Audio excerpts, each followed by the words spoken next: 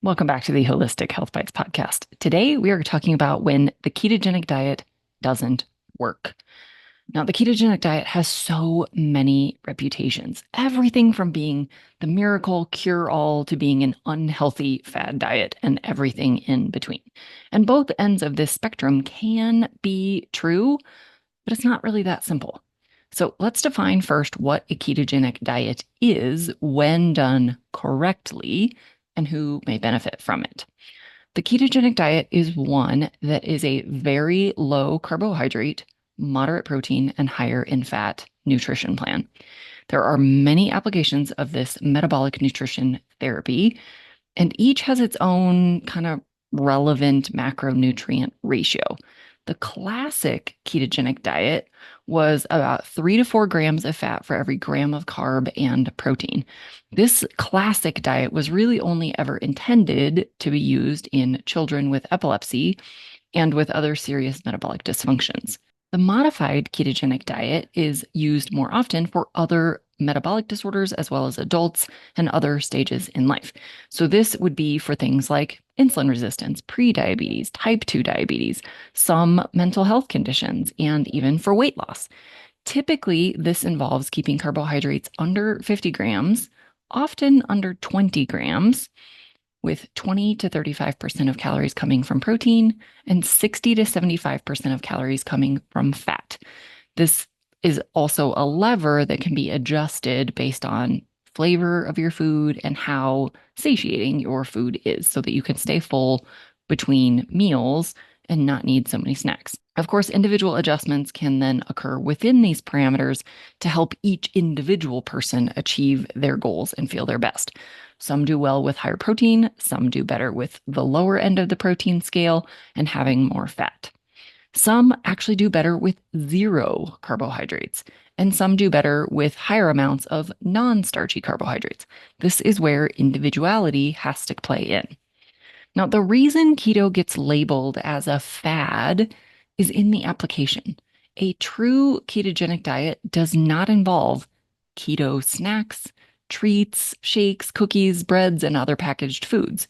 It involves quality proteins, healthy fats and oils, and non-starchy vegetables. A true ketogenic diet isn't done for short-term quick wins like crash diets are. They're done for metabolic health benefits.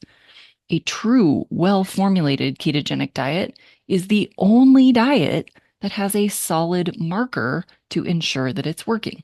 And that's because you can test for ketones. If you're producing ketones, you know you're in a ketogenic state. Ketones are a byproduct of fat breakdown and can be used by nearly every cell in the body for energy. They aren't dangerous. They are preferred by several tissues like your brain and your heart. The presence of ketones proves the metabolic adaptations are occurring unless you're consuming exogenous ketones.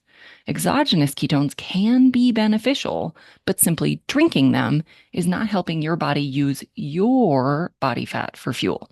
Still provides benefits to brain and the other tissues that love ketones, but not necessarily the best for weight loss. So why would a ketogenic diet not work? First, how are you determining that it's not working? Are you not getting into ketosis? Are you not seeing the expected weight loss? Are you experiencing symptoms or other issues that weren't present before starting this nutrition plan? Each of these are going to have different remedies. We have to understand why it's not working and what does that mean to you. So, if you're not getting into ketosis, are you truly sticking to a very low carb plan? Are you over consuming total food? If you over consume calories, it will kick you out of ketosis because extra calories will stimulate an insulin release. And when insulin is up, ketones are down. Have you given the plan an adequate amount of time for your body to adjust? This is not the kind of thing that you just start and you're magically in ketosis on day one. If you've been a type 2 diabetic for 20 years, you likely won't get into ketosis for several days, maybe even several weeks.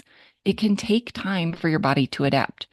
You may also need to adjust your protein and healthy fat intake. I would make sure that you're testing appropriately. Urinary ketones are not nearly as accurate and may actually make you believe that you're not in ketosis when you actually are. So I would recommend a blood meter to know for sure. Would also be tracking your glucose because if your glucose is elevated, that's a different problem to be solving and will also keep you out of ketosis. Now, if you aren't seeing the expected weight loss, despite the fact that you are in ketosis, again, I would look at your overall intake and your macronutrient ratio. If you are truly eating an appropriate ketogenic diet filled with quality foods, try adjusting your macro ratios, more or less protein. Do the opposite with fat. So if you're dialing up the protein, dial down the fat. If you're dialing up the fat, dial down the protein just a little bit, or try adjusting the carbs a little. If you're under 50, you might want to go up or down a little bit. You might look at different kinds of foods that you're consuming. Plant-based is going to be very different than animal-based. So you have to look at the individual food choices as well. And then lastly, you might also look at your body composition. You may not be losing weight, but still losing fat. So that is what you're really after. The scale can be very tricky and very deceiving, might make you believe you're not actually getting results when you really are. If you're still stuck, there's likely something else going on. After years of yo yo dieting or chronic undereating, you could have toxin exposures or underlying infections. There could be other health conditions that are interfering. So, this is where a solid investigation can really help you uncover your particular sticking point. Now, if you're experiencing some new symptoms or new issues since adding the ketogenic diet, such as constipation, diarrhea, headaches, swelling, skin changes, low energy, muscle cramps, or sleep disturbances, there's definitely something else contributing to the problem. Constipation could indicate that you're not getting enough fat intake or you have a digestive dysfunction. Diarrhea could indicate that you have too much fat in one sitting. You could have a liver or gallbladder dysfunction or other gut imbalances. Headaches could be due to mineral imbalances, dehydration, or just withdrawal from sugar. Swelling could be a sign of a gut imbalance or a mineral deficiency, where you're retaining extra water. Can also be from food sensitivities or underlying infections. Skin changes could be gut infections or gut imbalances, underlying infections throughout the body. You could be having a detox reaction from coming off of poor food choices in your past. Could be nutrient deficiencies. Low energy can come from detox reactions, under eating total food, certain nutrient deficiencies, mineral imbalances, or even blood sugar crashes that indicate that you have insulin resistance. Muscle cramps are most often due to mineral imbalances, especially with magnesium. Sleep disturbances can be blood sugar imbalances, detox reactions, underlying infections, or the initial loss of water when you're cutting carbs, which could be causing more bathroom trips and therefore waking you up. It's so vital to do a deep dive into your particular issues and remedy those rather than just simply saying keto doesn't work.